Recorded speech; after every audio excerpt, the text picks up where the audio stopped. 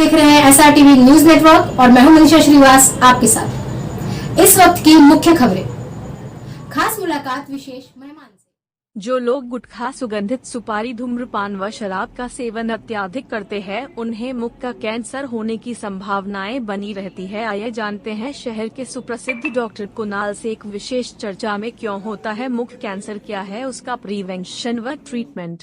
दर्शकों, इस वक्त हमारे समक्ष है डॉक्टर कुणाल कारपट्टीवा। आप सर ENT ऑन्कोलॉजिस्ट सर्जन हो। सर हम आपसे ये जानना चाहेंगे कि जो आजकल की जो जीवन शैली जो चल रही है, जो भागदौड़ जीवन शैली है, और देखा गया कि धूम्रपान का भी काफ़ी लोगों को व्यसन होता है, तो आपका जैसे ओरल से रिलेटेड है एक प्रकार से, तो किस तरह का ये कैंसर स्प्रेड हो रहा है उस बारे में आप बताइए। ओके, जैसे ये कैंसर जो मोस्टली ENT से रिलेटेड जो कैंसर्स है, ओरल कैंसर्स के सारे इंक्लूशंस आते हैं। इसमें लिप कैंसर्स, टंग कैंसर्स, चीक कैंसर्स और गले का कैंसर्स, ये सारे कैंसर्स इंक्लूड होते हैं ओरल कैंसर्स में।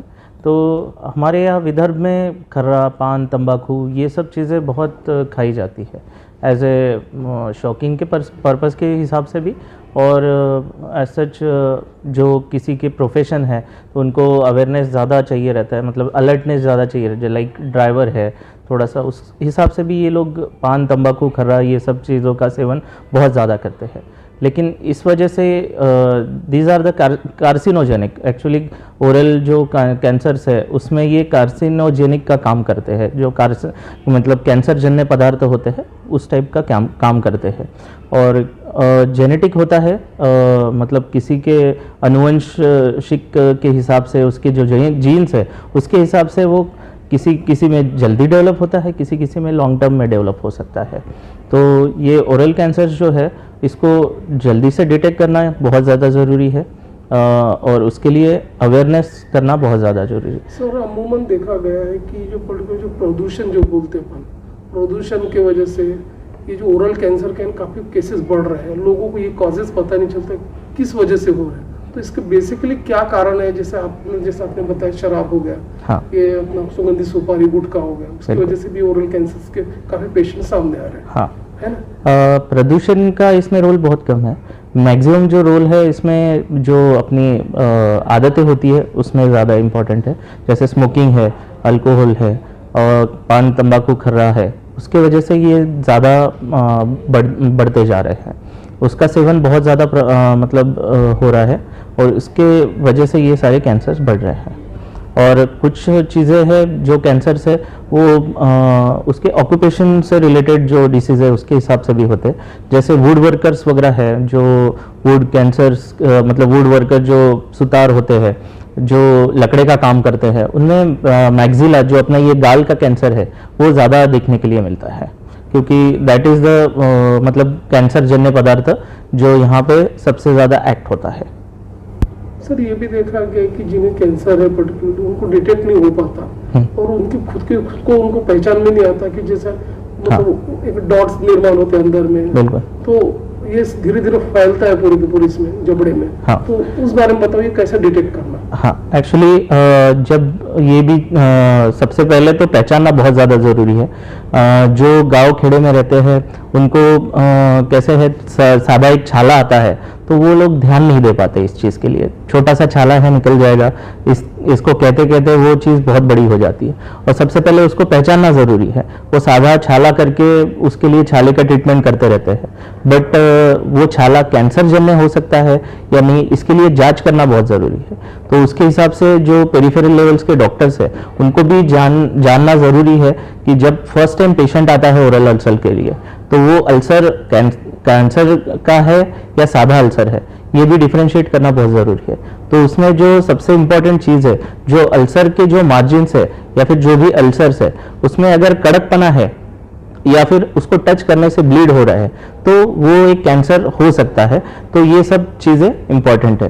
तो ये इवन डॉक्टर्स के हिसाब से और पेशेंट को भी डॉक्टर के पास जल्दी जाना है कि मुंह में छाला हो गया है तो एटलीस्ट उसका इलाज जल्द से जल्द कराओ, क्योंकि कैंसर कोई भी कैंसर है जिसमें सबसे कम स्टेज में अगर वो डिटेक्ट होता है और उसका ट्रीटमेंट होता है तो वो बहुत अच्छे से क्यूरेबल होता है, उसका रिजल्ट्स बहुत अच्छे से आते हैं और डिफॉर्मिटी भी बहुत कम आती है। सर, इनिशियल स्टेज में यदि वो डिटेक्ट हो जाता है, हाँ, तो वो तो मरीजों के लिए काफी अच्छा रहेगा, 3rd 4th स्टेज तक वो पोजीशन आ बिल्कुल। जाए।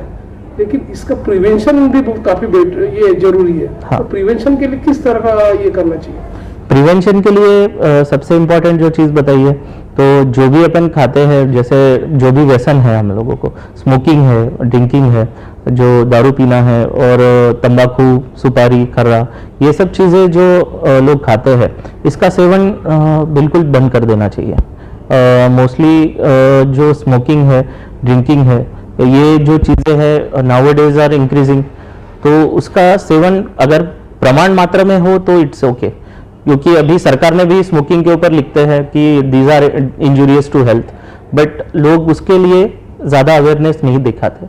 तो ये सारी चीज़ें आपको छोड़नी पड़ेगी, उसके बाद आप कैंसर में डेवलप नहीं होगा, ओरल कैंसर। और किसी किसी में ये लेने के बाद भी सालों साल नहीं डेवलप होता है, तो ये एक आनुवंशिकता भी बहुत ज़रूरी है उसमें। किसी किसी के जीन्स इतने जल्दी वो डेवलप कर जाते हैं कैंसर्स में, तो एक आनुवंशिक फैक्टर भी बहुत है।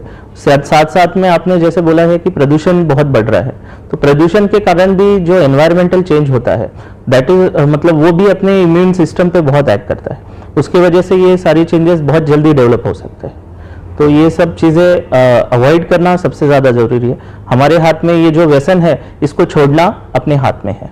आमतौर पे देखा गया कि लोग कर्करोग के नाम से, जरा छोटी सी गाड़ी भी रही अपना, तो उस नाम से वो घबरा जाते हैं। बराबर। तो कभी कभी क्या होता है, ये जो गांठ है वो ज्यादा स्प्रेड हो जाती है, हाँ। हेड एंड नेक तक वो पहुंच जाती है, तो उसका डायग्नोसिस करने के लिए क्या प्रोसीजर होती है, उस बारे में बताइए। हाँ, जैसे मैंने आपको बताया, सबसे पहले तो सिम्टम्स, जो छाला आता है उस छाले को पहचानना जरूरी है, सादा छाला है या कैंसर जन्य छाला।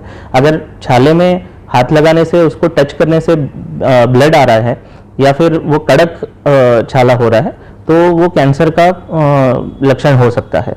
तो उसके लिए आपको डॉक्टर के पास जाके, जो भी हेड एंड नेक कैंसर के एक्सपर्ट है या फिर ENT सर्जन्स है, ओरल कैविटी के जो सारे छाले हैं या हेड एंड नेक रीजन के जो भी मांस बढ़े हुए हैं, उसके लिए जांच करना ज़रूरी है। जैसे छाला है तो उसका एक छोटा सा टुकड़ा लेते हैं, जिसको हम बायोप्सी बोलते हैं, और उसके लिए हिस्टोपैथोलॉजिकल एग्जामिनेशन करते हैं हम लोग माइक्रोस्कोप के अंदर। उसके हिसाब से वो रिपोर्ट्स आने के बाद पता चलता है कि वो कैंसर है या नहीं। ये एक पार्ट हो गया। दूसरा एक पार्ट है जो अंदर के हिडन कैंसर्स है, उसके लिए कुछ रेडियोलॉजिकल इन्वेस्टिगेशंस होती है। किसी किसी चीज़ में FNAC करके एक होती है, जो छोटी सी सुई डाल के स्वेलिंग में हम लोग एक उसका पानी निकाल के वो भी माइक्रोस्कोप के अंदर एग्जामिन करते हैं।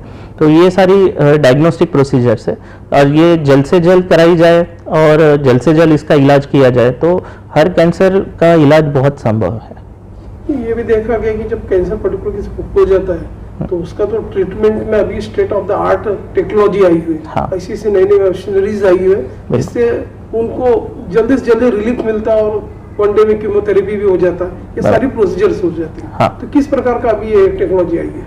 बिल्कुल। सबसे पहले तो जो भी कैंसर से ओरल जो रिलेटेड है, हेड एंड नेक से रिलेटेड है, जो कैंसर का जो सर्जरी हो सकता है जिस कैंसर में, वो अगर होता है तो उसके बेस्ट रिजल्ट्स है। मतलब सर्जिकल स्टेज में अगर आता है तो स्टेज 1 और 2 या 3 है, उस स्टेज में अगर वो आता है, वो उसके बहुत ज़्यादा अच्छा प्रोग्नोसिस है। और जो एडवांस कैंसर्स है, उसमें जो कीमोथेरेपी और रेडियोथेरेपी, इसका सहारा जो हम लोगों को मिला है, और इसके जो एडवांसमेंट आए हैं, रेडियोथेरेपी अपने वो कैंसर सेल्स को जला देता है।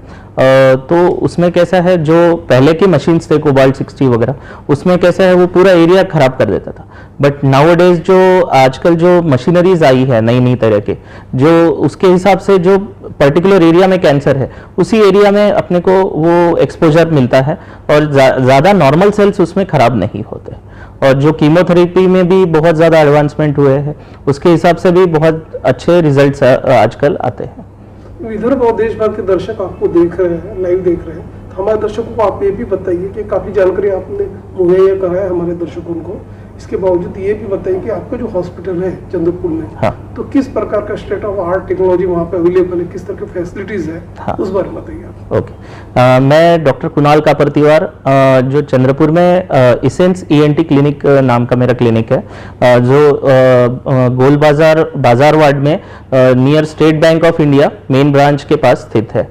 और मेरे पास वो सारे जो नए उपकरण है, जिसके लिए अपने को इवन नोजल कैंसर्स है, जो ईयर कैंसर्स है, उसके लिए जो एंडोस्कोपिक प्रोसीजर्स है वो जो देखने के लिए इम्पोर्टेंट है वो सब चीज़ें उपलब्ध है। मन में एक वहम रहता है कि मतलब जैसा जो वहम यानी एक सच्चाई भी है कि फूड एडल्ट्रेशन है, हाँ। कलर्स एडल्ट्रेशन है, उसकी वजह से भी ये कैंसर के प्रमाण काफी बढ़ रहे हैं। बिल्कुल जो सब्जी वब्जी है यूज करते हैं उसमें भी काफी देख रहे हैं कि सब मिलावट चल रहा है। बिल्कुल। तो उस संदर्भ में आप बताइए किस तरह से जागरूक रहा जा सकता है उस बारे में। हाँ, जो आज हम लोग खाना पीना खा रहे हैं वो पहले ज़माने में इतने कैंसर्स नहीं होते थे और आज के ज़माने में बहुत ज़्यादा कैंसर्स देखने के लिए मिल रहा है। जैसे आपने बोला है इसमें एडल्ट्रेशन बहुत ज़्यादा इम्पॉर्टेंट है।